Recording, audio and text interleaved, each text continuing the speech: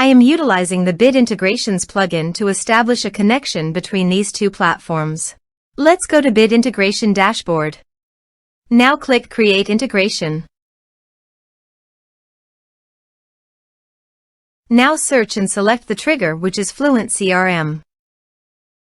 Select a form or task name from the drop-down. I am selecting a contact is Create. You can choose as you want. Click Next. Search and select ActiveCampaign. Give here the API URL and API key. So go to the ActiveCampaign site and go to Settings and Developer. Under the developer you can show here API URL and API key. Copy the API URL and API key and paste it into the integration.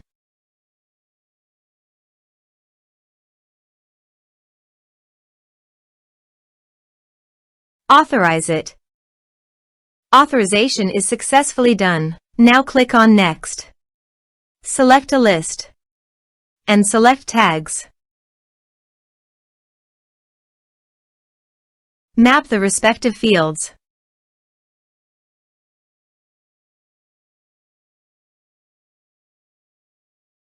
Under the action, you can update the ActiveCampaign by checking it. Here are advanced features in conditional logic. If you want, you can use it for your own requirement. Click on Next, finish and save it.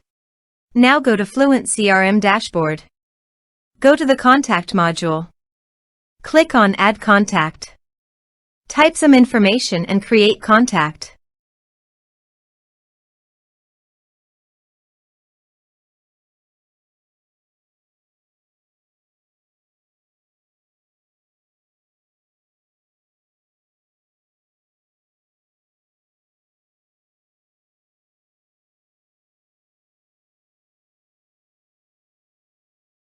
Create contact.